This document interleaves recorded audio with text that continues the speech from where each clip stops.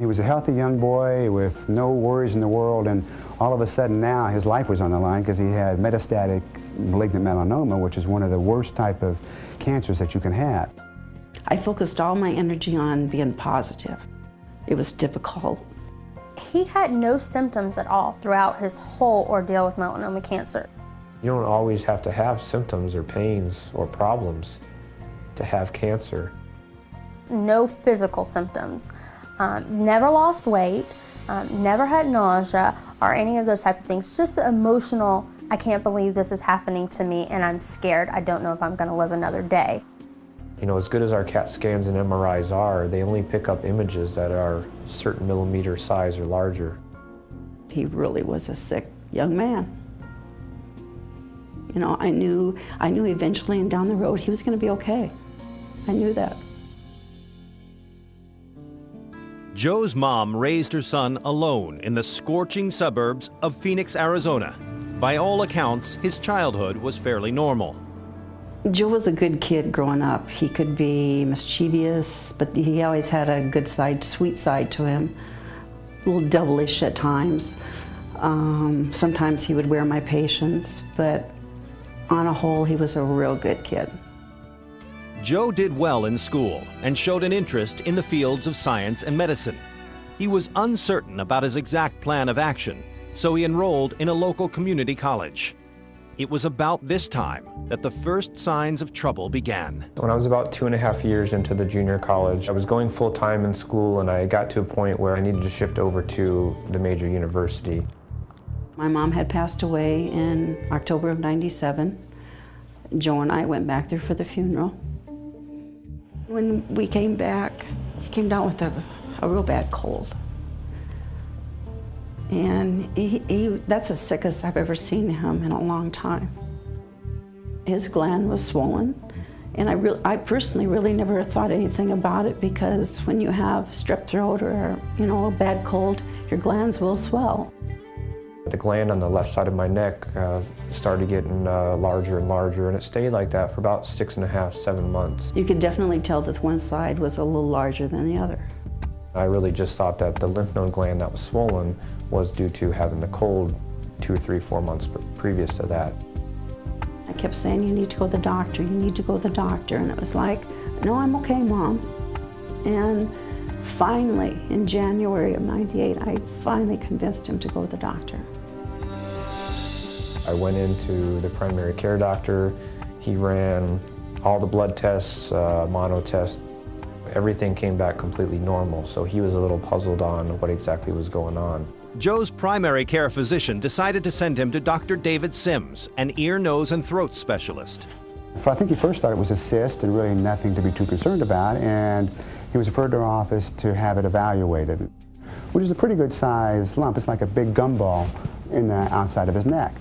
He did a needle biopsy of the gland in his office that day, and at that point, I had went home and kind of went back to my regular routine of you know, part-time school, or part-time college, and then working at the computer company.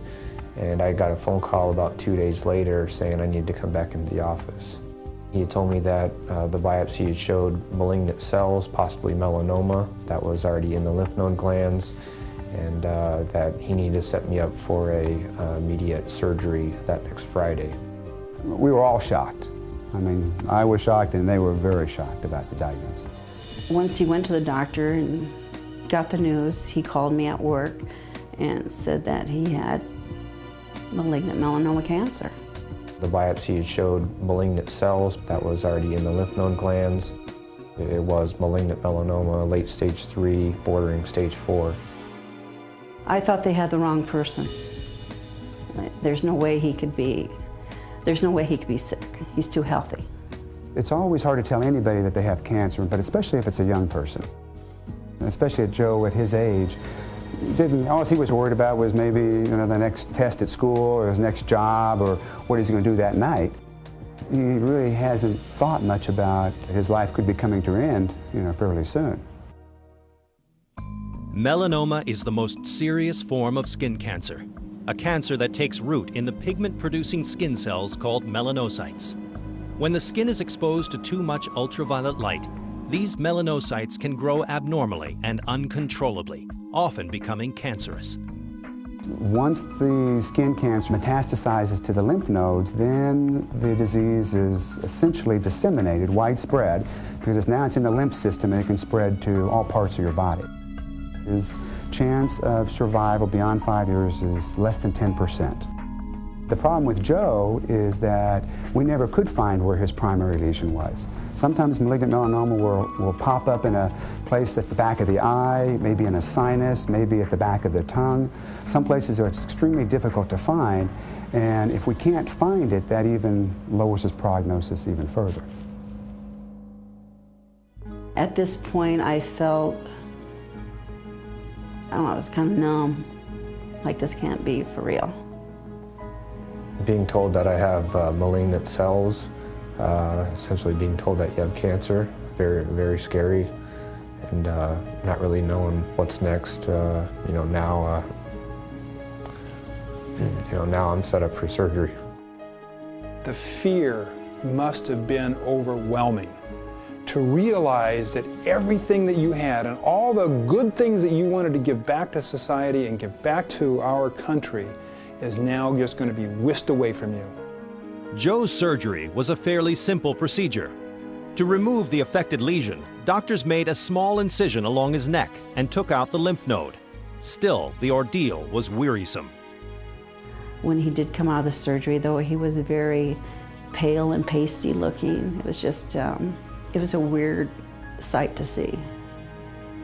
And I knew that he really was a sick young man.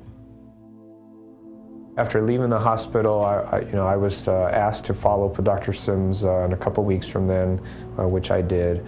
And during that process, I thought it was essentially a closed case. It was a done deal, so I could go back to kind of getting back on track. For a while, it seemed like things might return to normal. Dr. Sims had Joe come back in for a routine CAT scan after a few weeks to check on his condition. The results were not favorable. I go in, I get the CAT scan done, and about a week after the CAT scan, I then get another phone call from Dr. Sims' office stating that I need to come back into the office. And after the first time with this, I'm already thinking, great, here we go again, another problem. Doctors decided that results from his CAT scan indicated that Joe was at risk for the further spread of his cancer. It was determined that more tissue and lymph nodes needed to be removed. This was a much more serious surgery. We went back and did what's called a bilateral modified radical neck dissection. So we cut his neck from ear to ear and dissected the lymph nodes in the anterior portion, the front part of his neck, on both sides to determine if any of the lymph nodes had cancer in it. Again, the surgery went really well, and pretty much just like last time is, I'm going to follow up with you the next week in the office and see how you're doing and see how you're healing up, and I don't think we have anything to worry about. But as it turned out, Joe had plenty to worry about. The surgery had not worked out as planned, and the malignant cells had spread rapidly to other glands. He was referred to an oncologist who put him on the experimental vaccine interferon alpha-2b. The protocol was rough on Joe. I've never felt more physically sick in my life than being on interferon. It causes you muscle pain, joint pain, nausea, vomiting, you name it. I had it. 5 times a week for 8 long months, Joe endured the horrible pain of the interferon treatments and the constant sickness it brought on. Doctors continued to monitor Joe's progress. It seemed that, finally, they had slowed the advance of the disease. But then, a previously undetected mass appeared in a late CAT scan. More cancer cells had spread to Joe's muscles. It was the worst possible news. At this point, I'm starting to worry about dying. I was in a fight for my life. We cried together. I remember him saying, "Mom, I'm going to die." And I go, "Like hell you are.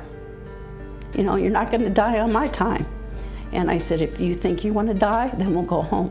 But if not, we're going to see Dr. Sims, and we're going to get this taken care of." The third surgery involved what's called a radical neck dissection, which would involve removing not only the tumor, but the large muscle on the left side of his neck, as well as the internal jugular vein, all of the lymph nodes in that area, and also what's called the spinal accessory nerve, which is your 11th cranial nerve, which allows you to move your arm and your shoulder up above your head.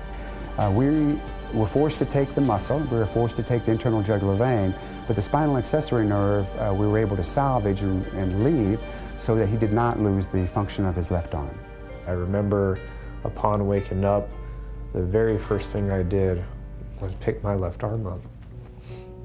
And I had full range of motion. I could move it all the way up, and it was the best thing. You know, again, if I hadn't been through enough at this point, the medical oncologist then tells me, Joe, I'm going to be honest with you. You've done 3 surgeries. Your tumor has been so aggressive. I put you on an experimental vaccine or a vaccine for 8.5 months. That didn't work. What I'm recommending to you right now is that you start high-dose chemotherapy and simultaneous radiation. And then he tells me at the rate your cancer has spread, even doing this, you probably have a month to live, if that. We had a lot of heartfelt conversations. I knew it was serious, but you can't be crying. You know, you have to be strong. After everything that I had been through and then being told this, and I had a month to live, how do you deal with it?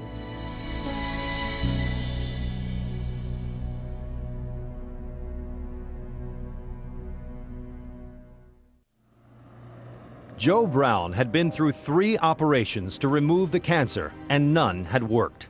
He tried the experimental drugs doctors had prescribed, and the disease continued to spread throughout his body. Now they wanted Džoe to endure radiation and chemotherapy, despite a prognosis that gave him just 1 month to live. I've never really been like a foo-foo type person in terms of, you know, I feel this way for this and, you know, get those gut feelings. But I will say I had a gut feeling that chemotherapy was not what I was supposed to do. And with the prognosis, why do it? There was no other option for Džoe at this point. We'd already ruled out chemo and radiation, so there was no option.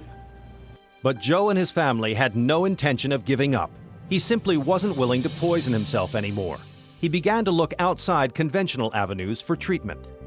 Džoe made a lot of phone calls to a lot of different people. I was talking to anybody that I could to try to come up with some kind of solution or suggestion. Anything that was out there, I was going to consider. And things just gradually fell in place. I mean, it just came naturally. I started the acupuncture. I started the high-dose IV treatments. I completely changed my diet. Started juicing. I was juicing 4, 5, 6, 7 times a day. The juicing was to build up his immune system for nutrients. The food that we eat has vitamins and minerals in it that we actually need to sustain and to breathe and to live. If you sat down and tried to eat the same amount that you're going to try to juice, I'm not going to do it, you're not going to do it, no one's going to do it. So juicing is really to get all of those antioxidants, vitamins into you orally. With Džoe's diet, what he put into his system was anti-inflammatory. So it decreased the inflammation, which allowed his immune system to flourish and to actually help him heal. Džoe also began to take high doses of vitamin C intravenously. Vitamin C boosts the immune system by going into each of the cells and contributing an electron. Every cell of the human body has intelligence. Every cell wants to live. Now, that goes also for the cancer cells. They want to live. But the thing about cancer cells, when vitamin C is absorbed into them, that electron messes them up and it begins to destroy them. Džoe then tried to eradicate the cancer cells with additional vitamins and minerals. The supplement regimen that I was put on was to try to increase white blood cells in the body, macrophage activity in the body, really stimulate immune function using a host of different oral supplements. if you can stimulate white blood cells high enough, the premise was that your immune cells will do what they should have done in the first place and kill off cancer cells. Beyond the supplement regimen and dietary changes, Joe decided to pursue additional natural cancer treatments. In my last surgery, they took out, when my tumor was taken out, we had it frozen at the hospital, and we sent that tumor to a clinic in Georgia where they took the tumor antigens off of it, sent those tumor antigens in a syringe back to me in a solution. They also sent a syringe full of GM-CSF and another syringe of interleukin-2. And I had to inject these syringes in the lower part of my abdomen. The premise behind this is that instead of just using a typical immune therapy, you're actually infusing the same tumor antigens or markers that come off your tumor so that you create a specific immune response to your body. The reason for the GM-CSF and interleukin-2, those are types of cytokines essentially that will help to increase immune function. Joe's immune function was further stimulated through acupuncture sessions. After dedicating himself to this wide range of alternative treatments for nearly 5 months, scans showed that Džoe Braun was cancer-free. And this is really the first scan I've had since being told that chemo and radiation were my only other options. Joe's recovery is nothing less than a miracle. Given this trial of fire that he had to walk through, he somewhere realized that it was on his back. Džoe Braun had little hope. Doctors had told him that after 3 cancer surgeries, he would likely survive at most another month. They had recommended he commit to a radiation and chemotherapy regimen that would make the short time he had left agonizing. When he decided to seek alternative treatments, his doctors never expected to see him again. Approximately a year later, with no evidence of disease in his neck, I was pretty amazed that he was even alive, so we kept in touch over the next several years, and he never showed any evidence of his disease. Dr. Sims, as well as a medical oncologist, they're saying we classify remission as of 5 years, but if you made it out this far, it's looking good for you. And that was, it's the first time that really felt like I had made it. After the first year, he was back to himself. The cancer was gone. He's living a healthy, cancer-free lifestyle. And it was exciting, but we're going to go on now to 2, 3, 4, and life goes on. Western medicine doesn't give the body's innate ability to actually heal itself enough credit, which is where naturopathic medicine comes in. We completely believe in the body's ability to heal itself, and we promote it every chance we get. Joe decided that he wanted to promote the techniques that helped him regain his health. He graduated from medical school and completed a naturopathic program in Phoenix. It was just so exciting when he graduated from Southwest. It's the best accomplishment ever. Joe has his own practice in Tempe, Arizona. Patients are coming from all over the United States and all across the world, Russia, Australia, Czech Republic, with stage 3, stage 4 cancer looking for treatments. And I'm just trying to do and give back to people the same treatment that I once desperately needed. Džoe Braun's life has come full circle. Today, he is a naturopathic physician and treats cancer patients with the same protocols that he helped develop to save his own life. The odds he overcame could not have been more extreme, but in his struggle, Džoe Braun pointed the way to new and exciting means of fighting cancer. His experience is changing the way naturopaths around the world are contending with deadly forms of this disease. And thanks in large part to Džoe Braun, they are able to offer new hope to their patients with cancer.